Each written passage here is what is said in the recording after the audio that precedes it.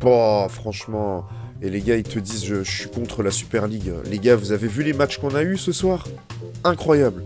Ce Manchester City contre Real Madrid, il restera dans les annales. Il faut qu'on en parle. C'est marrant parce qu'au bout de 15 minutes, il y a déjà 2-1 pour le Real, sans qu'aucune équipe n'ait réellement commis une erreur. Parce que Bernardo Silva met un beau coup franc, ok, certains vont crier à la faute de Lounine, et je vous le dis encore une fois, une balle avec rebond comme ça, c'est très compliqué pour un gardien de l'arrêter. C'est le tir le plus difficile à arrêter même pour un gardien, donc non, il n'y a pas d'erreur de Lounine. Et c'est très très bien tiré de la part de Bernardo Silva. Ensuite, 2 buts contrés du Real Madrid, un de Camavinga après une bonne séquence de possession du Real, qui a su se montrer patient, et un autre après un contre. Akanji, il est vite revenu sur Rodrigo, qui était parti en profondeur. Diaz, qui avait personne dans l'axe, a marqué, est venu fermer la porte, donc c'est vraiment super bien défendu. Et là, Rodrigo tente le coup, c'est contré, ça finit au fond.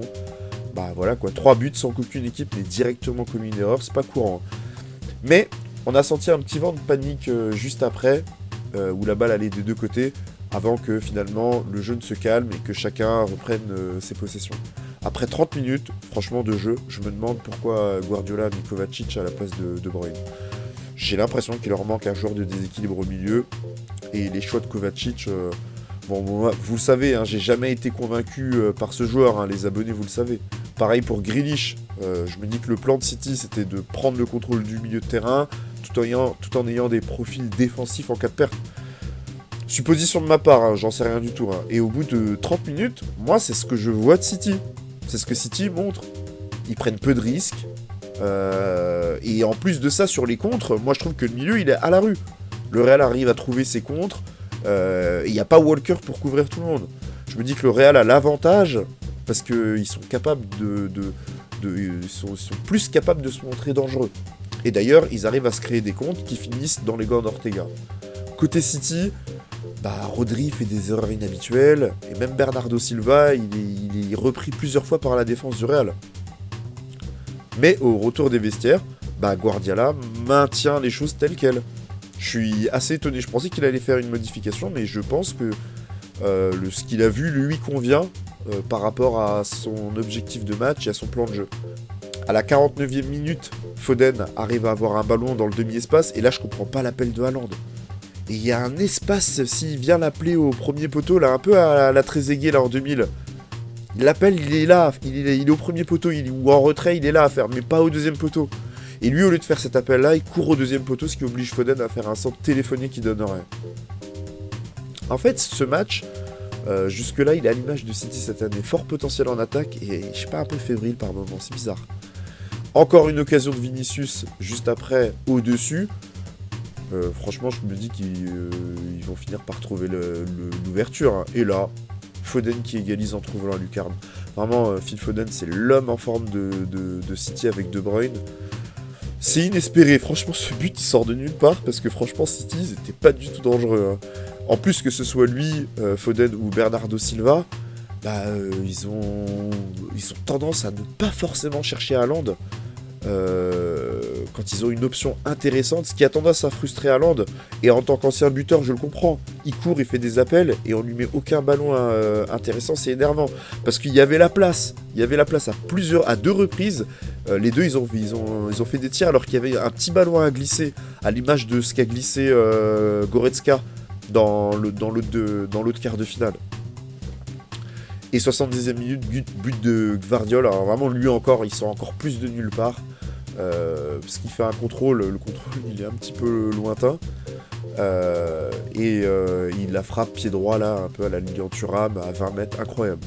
En fait, City marque sur des exploits individuels. Hein, ce qui est assez surprenant, parce que d'habitude, ils rayonnent par leur qualité collective. Vraiment, c'est très surprenant, hein, ce match. Et je dirais que on pourrait peut-être dire que Kroos... Alors, il y a deux façons de l'interpréter. On peut se dire que Kroos est peut-être en retard pour contrer la frappe. Mais après, jamais on se dit que Gvardiol va tirer de loin pied faible. Du coup, on peut comprendre qu'il ait mis du temps à libérer sa zone pour aller le contrer. Parce que quand vous allez contrer un joueur, ça veut dire que vous libérez votre zone. Et c'était plus crédible de penser qu'il allait chercher à faire une passe ou à faire n'importe quoi d'autre, et donc qu'il fallait fermer les espaces et ne pas bouger, que de penser qu'il allait tirer pied droit comme ça, quoi. Donc j'aurais du mal à dire que Kroos a réellement commis une erreur, surtout qu'à un moment donné, quand il a vu qu'il armait, il a quand même essayé de sortir dessus. Bon là, je pense que City va mettre le pied sur le ballon et endormir le match. Et là, nouveau but de Valverde. Non. Quand Vinicius, franchement, il centre avec son pied gauche, là, il centre un peu bizarrement, là. Franchement, j'y crois pas du tout. Et là, Valverde, il arrive comme un missile. Il arrive, il faut reprendre voler, mais franchement, parfaite. Bien couché, bon équilibre. Franchement, le geste, il est instinctif. Il n'y a rien à dire. Et nous voilà à 3-3. Franchement, mais quel match! Ah, franchement, quel match. Et le pire, c'est qu'avant le match, hein, j'étais au 5, et en rentrant, je me disais que ça allait sûrement être un match fermé, où chaque équipe allait se jauger. Que nenni! Franchement, la chance nous a permis de voir 3 buts, rapides, et le talent, 3 nouveaux par la suite. Franchement, j'ai déjà hâte d'être au match retour, et je suis incapable de vous dire qui a mis le plus beau but. Hein. Après, ce sera selon chacun. Je trouve que Foden a mis une lucarne de fou, et Valverde a mis le but le plus difficile, parce que c'est toujours plus difficile, une reprise de volée avec l'équilibre et tout ça. Donc voilà, le match se termine à 3-3. Le score pourrait laisser penser qu'il y a eu beaucoup d'erreurs, mais en vrai, l'attaque a pris le pas sur la défense. Hein. Les défenses ont été bonnes, malgré quelques retards qui ont été sanctionnés direct. C'est vraiment le très très haut niveau ce match. Hein. Sur toutes les prises de balles, franchement, les prises de balles des joueurs, elles sont parfaites. Pas de dinguerie dans les choix de passes, comme dans ma dernière vidéo. On a vraiment vu un match incroyable. Et pour moi, la City a un avantage. Parce que ça va être difficile, mais pas impossible, pour le Real d'aller gagner là-bas. Surtout s'il nous faut un match comme celui de l'an dernier. Et il pourrait, hein, parce qu'à part Gundogan, tous les joueurs présents l'an dernier sont là. Mais voilà, j'espère que Guardiola va nous concocter un plan parfait. Il va nous mettre un Doku, un De Bruyne, voilà, pour aller chercher la qualif.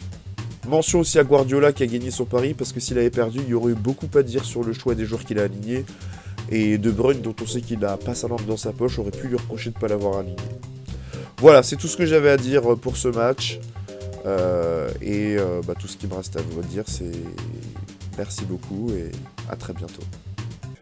Il décide donc de lui imposer un adjoint qui sera Zico, en mars 1998. Problème cependant, lui et Romario sont loin d'être des amis. Retenez bien cette information entre Zico et Romario. Donc on va aborder le cas Romario. Les gars, cette histoire, c'est un truc de fou. Je vais vous présenter des éléments que vous avez jamais entendus. Vous n'êtes pas prêts?